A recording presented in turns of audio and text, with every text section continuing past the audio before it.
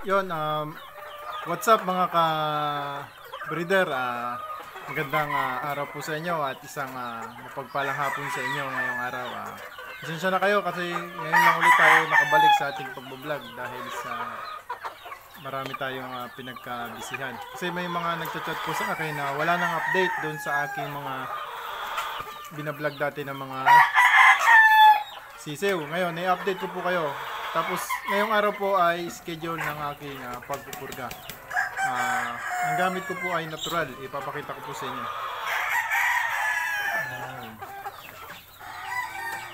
Ito mga idol, anong tawag sa inyo nito? Ito po yung ginagamit namin dito ang pamurga. Higit sa lahat, tipid. Hindi na po tayo bibili. Yun, mga idol. Mamaya i-update ko rin kayo doon sa ating mga binalag na sisiw noon kung ano na yung kanilang update. Yun.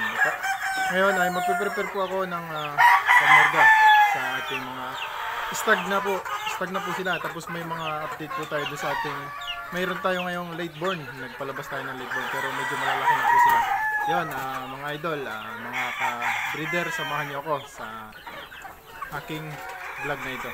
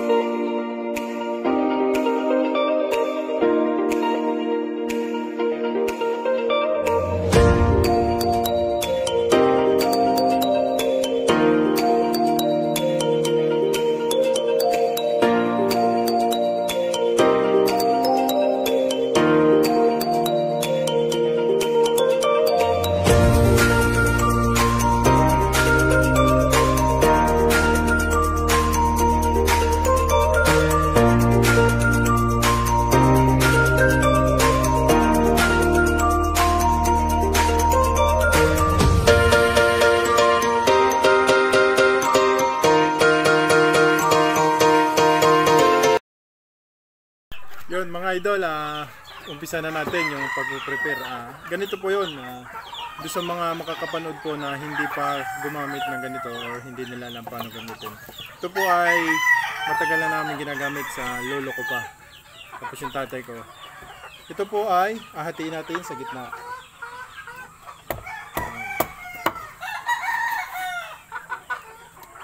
Yan, hinati na po natin sa gitna. Bali, ang paggagamitan po ng isang bunad to ay 8 pieces na manok. Hatiin po natin sa gitna. Yung isa hatiin natin sa, ito po hatiin natin sa 4.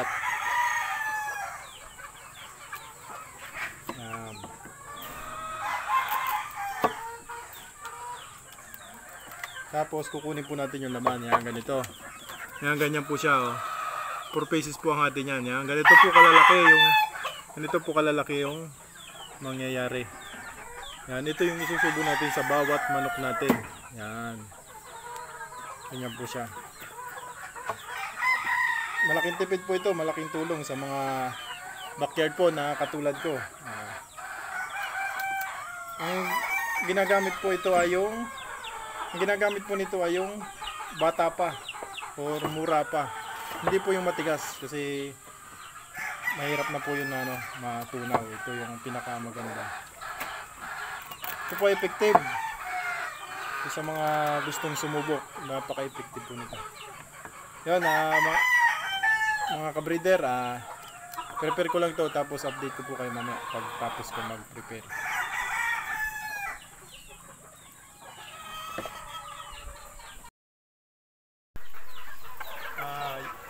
Yun mga idol, ito na yung ating ilalagay natin. Yan, yung ating pamurga. Nasa 50 pieces na po ito. Malaking tipid na ito sa katulad kong maliliit na breeder. Tipid tips, kung saan tipid tips po ito. Yan. Lagay po tayo, magpupurga na tayo.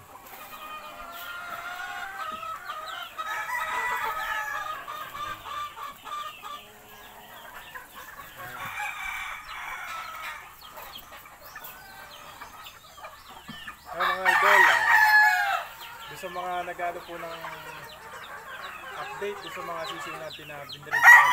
Ito na po sila. Yan, yung ating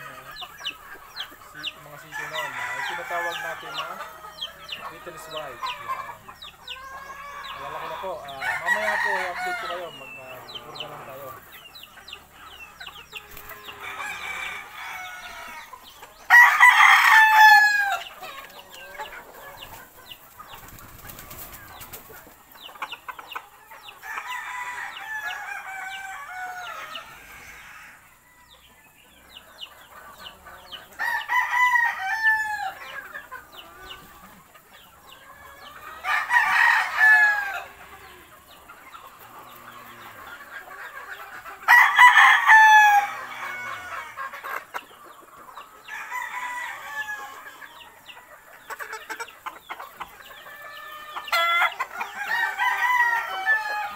Yan, mga idol, ito yung isa nating binrid ng yung mga sisiw na pinakita natin noon. Yan. Ito po yung ating kombinasyon ng kanaway. Kanawayon over McLean ni San Termo po. Yan, sinisinubukan po natin. Maganda po ang pinalabasan. Pero pinili lang po natin, nagtira lang tayo ng dalawa. Susubukan muna natin kung sila ay magiging good. Straight comb. Dahil straight comb po ang father po niya. Ayan. Kanaway. Yan. Update ko po kayo mamaya pagkatapos natin magpurga. Ipapakita ko po sa inyo yung dati natin mga sisiw. Nandito, mga nakatali na. Yung iba natin, yung una ko mga pinakita sa inyo mga stag. Kaubos na po. Yung iba, nilaban ng pinanser natin para makasurvive yung ating munting manukan, gumawa po tayo ng paraan. Isa sa paraan po yun na magpa-finance tayo para ma-survive natin yung expenses ng ating munting manukan. Yun, update ko po kayo mamaya. Yun mga kabreeder, tapos na tayo magpurga ng ating mga stag na nakatali. Hindi po natin pinurga yung ating mga sisiw. Bukas natin i-schedule. Ano tayo, bastonero. Pero papakita ko po sa inyo yung aking lateborn na pasisiw ngayon. Ngayong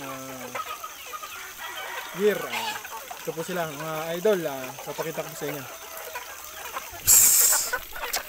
Ay, nako.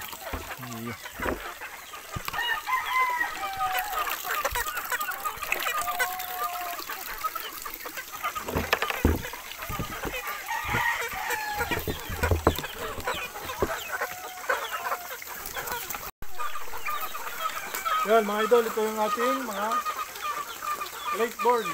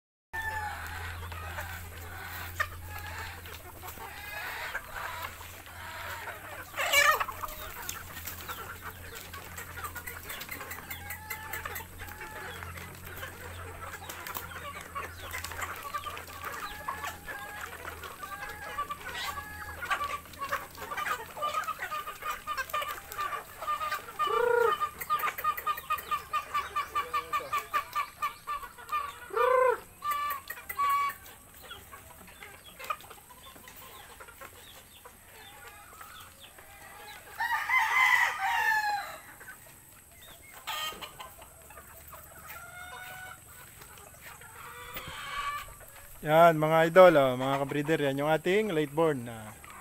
Papakita ko po sa inyo ng maayos.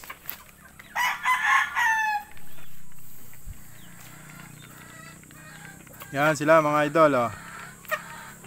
Yung aking mga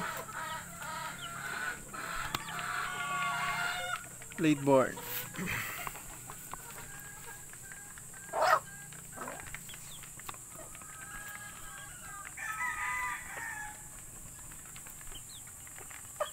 Malalaki na po. Yan yung aking mga late born. Itong ano na to, ito po yung aking mga dom, mga signature dom ko. Yan. Palabas ulit tayo ng ilan-ilang piraso kasi yan lang po yung kaya ng budget natin. Yung mga nakaraan ko, mga stag, yung mga palabas ko last year, naubos po. Natira lang ako ng 2 piraso. Yun, yun na lang yung papalagunin ko, 2 piraso nun. Tapos itong mga ito na po yung susunod sa cording ko. Yan. Mga quality. Yan, yung ating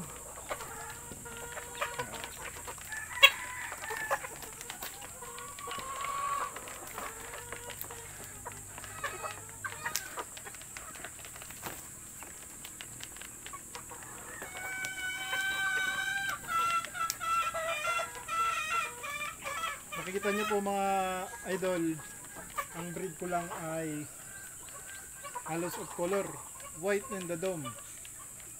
Yan yung aking ito yung sunod ko din eh.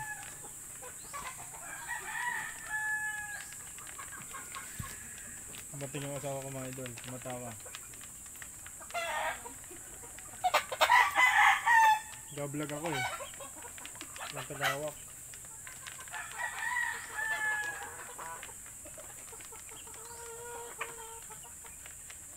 May isa na natira, ito mga piraso yan eh. Nagkasakit. Purga na ako. Alpas yan lahat? Ha? Alpas? Oo, alpas yan. Dito? Hindi na hapon yan eh, sa Ravida. Dami nga nabawas yan eh. Hindi ka na ba? Ha? Ang sundero ko? Mali ko sundero mo.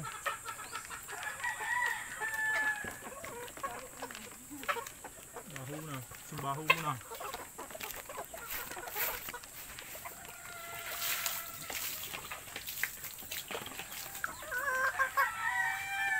Nagluluto ka merinda?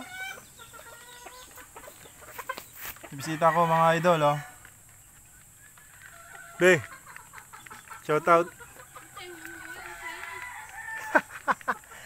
Shout out sa aking mahal na asawa yan oh. Bantay sa manukan.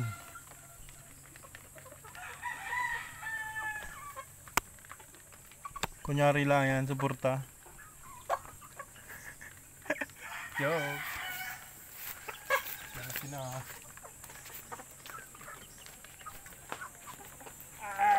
Laki na. Idol oh, yung aking tinatawag na Beatles Dome. Laking manok, buong katawan, batang bata. 3 months po. No? Ang ganda ng mga binti.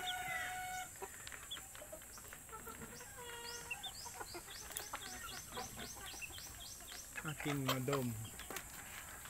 Ito.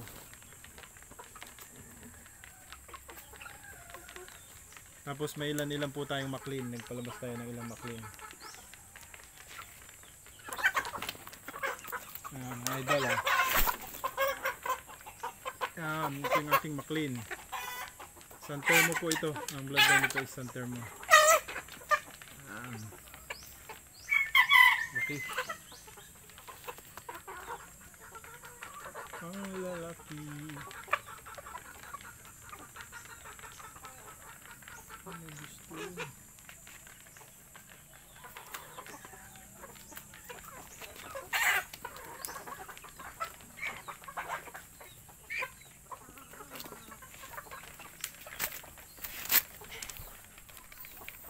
Yan lang mga idol oh. Update ko lang kayo, late born. Lalaki na. Naman di binandingan. Misis ko. Ganda yan. Ayan. Papakita ko sa inyo mga idol yung aking mga breed noon. Pinampurga ko na po, ayan na sila. Ayan. Lalaki na. Ayan. Pakain lang po ako ng babae dun sa baba at i-update ko po kayo dun sa ating breeding last January yan. Yun mga ka-breeding, ito yung huling batch po ng breeding ko pang materials. Nagpahabol ako ng 4 na inahin. Yan. Yung ating pong Beatles White na i-breed. Maganda ba po? Yung aking binibreed niya. Pang materialis po yung labas nito. Bali ano po yan, pinapriming pa lang natin. Next week po natin papakastahan. Ayan, nare-ready pa lang po natin. Ayan, pababa na rin. Ano pala. Narin naman po yung isa, yung aking lemon na Edisoyson. Yan. Edisoyson po yan. Papakita ko sa inyo yung kanyang wing band yan. Edisoyson. Lemon po. Napit ang itlog. Tapos ito po yung dalawa. Yung aking sweater. Sweater. Materialis po yung ipoprovide natin para dito. Ito po yung nabili ko sa Fiestag nung last August. Yan.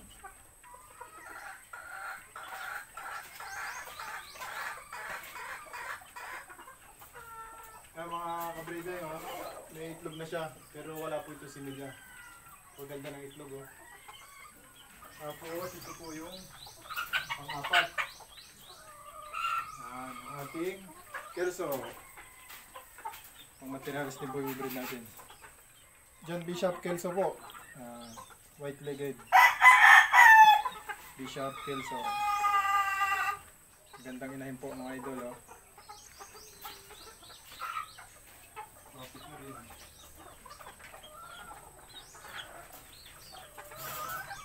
Tapos mga idol, ipapakita ko sa inyo yung last breeding natin.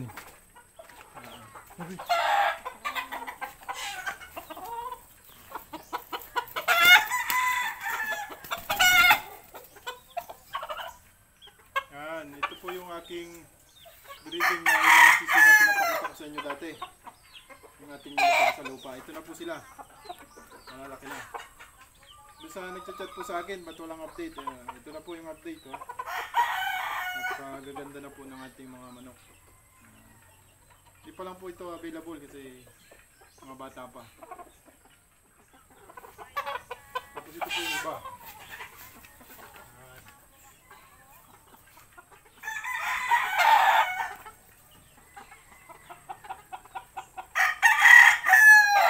Mga idol ating ayan, Beatles White.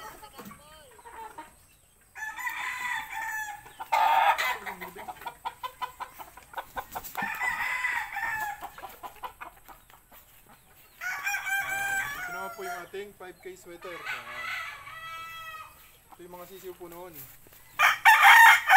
Bali ngayong hapon po ay pinurga po natin sila. Ang style po ng pagpurga ko ay hapon.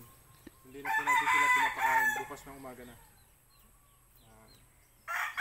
5K sweater. KGB. Yan mga idol, hanggang dito na lang yung ating next video. Abangan nyo yung mga susunod na video ko. Salamat pala doon sa mga nag-subscribe doon sa aking munting YouTube channel. Yung mga idol, salamat. God bless.